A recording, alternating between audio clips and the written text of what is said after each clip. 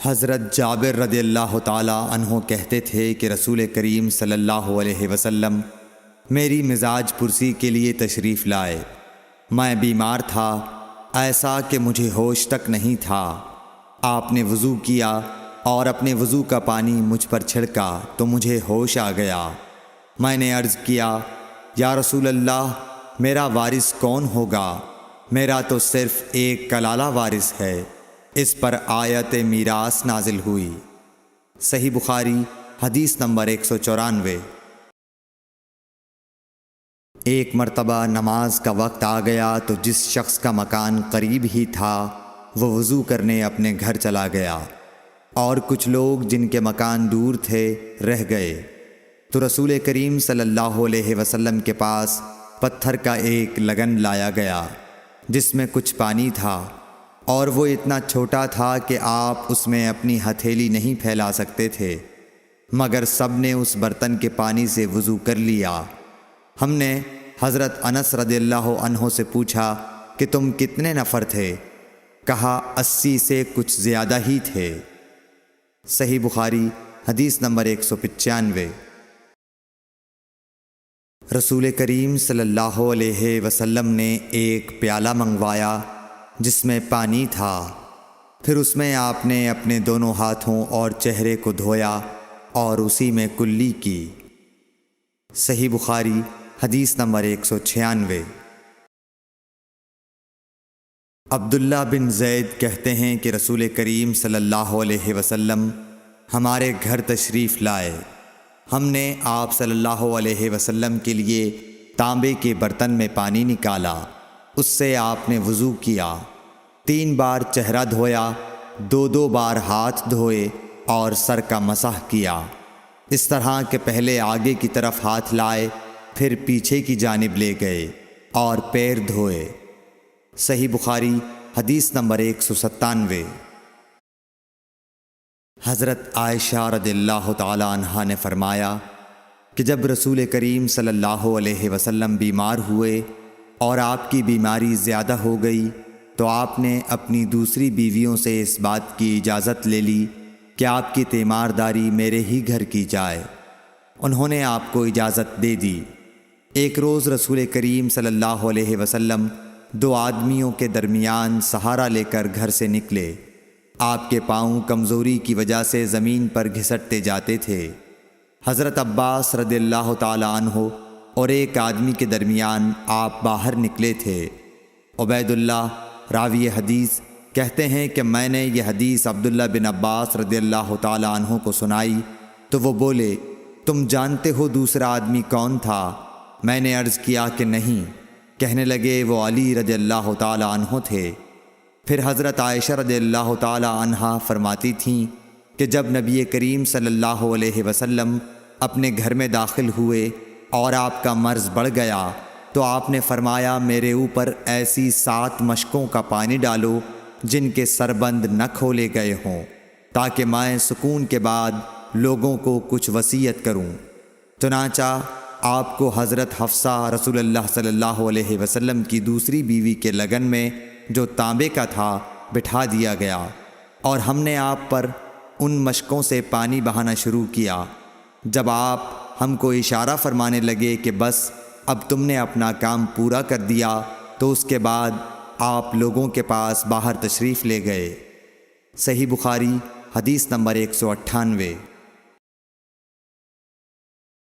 عمرو بن یحییٰ نے اپنے باپ یحییٰ کے واسطے سے بیان کیا، وہ کہتے ہیں کہ میرے چچا بہت وضو کیا کرتے تھے، یا یہ کہ وضو میں بہت پانی بہاتے تھے۔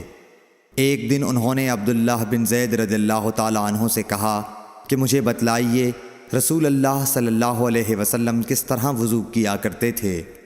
انہوں نے پانی کا ایک تشت منگوایا، اس کو پہلے اپنے ہاتھوں پر جھکایا، پھر دونوں ہاتھ 3 بار دھوئے، پھر اپنا ہاتھ تشت میں ڈال کر پانی لیا اور ایک چلو سے کلی کی اور 3 مرتبہ ناک صاف کی، پھر اپنے ہاتھوں سے ایک چلو پانی لیا اور 3 بار اپنا چہرہ دھویا، پھر کوہنیوں تک اپنے دونوں ہاتھ 2 بار دھوئے، پھر ہاتھ میں پانی لے کر اپنے سر کا مسح کیا تو پہلے اپنے ہاتھ پیچھے لے گئے، پھر آگے کی طرف لائے، پھر اپنے دونوں پاؤں دھوئے اور فرمایا کہ میں نے رسول کریم صلی اللہ علیہ وسلم کو اسی طرح وضو کرتے دیکھا ہے۔ صحیح بخاری حدیث نمبر 199۔ رسول کریم صلی اللہ علیہ وسلم نے پانی کا ایک برتن طلب فرمایا تو آپ کے لیے ایک چوڑے منہ کا پیالہ لایا گیا جس میں کچھ تھوڑا پانی تھا۔ آپ نے اپنی انگلیاں اس میں ڈال دیں۔ انس کہتے ہیں کہ میں پانی کی طرف دیکھنے لگا، پانی آپ کی انگلیوں کے درمیان سے پھوٹ رہا تھا۔ انس کہتے ہیں کہ اس ایک پیالہ پانی سے جن لوگوں نے وضو کیا وہ 70 سے 80 تک تھے۔ صحیح بخاری حدیث نمبر 200۔ رسول اللہ صلی اللہ علیہ وسلم جب دھوتے یا جب نہاتے تو 1 سا سے لے کر 5 مد تک پانی استعمال فرماتے تھے، اور جب وضو فرماتے تو 1 مد پانی سے۔ صحیح بخاری حدیث نمبر 201۔ سعد بن ابی وقاص رضی اللہ تعالی عنہ رسول کریم صلی اللہ علیہ وسلم سے نقل کرتے ہیں کہ رسول کریم صلی اللہ علیہ وسلم نے موزوں پر مسح کیا۔ عبداللہ بن عمر نے اپنے والد ماجد عمر رضی اللہ تعالی عنہ سے اس کے بارے میں پوچھا تو انہوں نے کہا سچ ہے، اور یاد رکھو جب تم سے سعد رسول اللہ صلی اللہ علیہ وسلم کی کوئی حدیث بیان فرمائے تو اس کے متعلق ان کے سوا کسی دوسرے آدمی سے مت پوچھو۔ صحیح بخاری حدیث نمبر 202۔ ایک دفعہ آپ صلی اللہ علیہ وسلم رفع حاجت کے لیے باہر گئے تو مغیرہ پانی کا ایک برتن لے کر آپ کے پیچھے گئے۔ جب آپ قضاء حاجت سے فارغ ہو گئے تو مغیرہ نے آپ کو وضو کراتے ہوئے آپ کے اعضائے مبارکہ پر پانی ڈالا۔ آپ نے وضو کیا اور موزوں پر مسح فرمایا۔ صحیح بخاری حدیث نمبر 203۔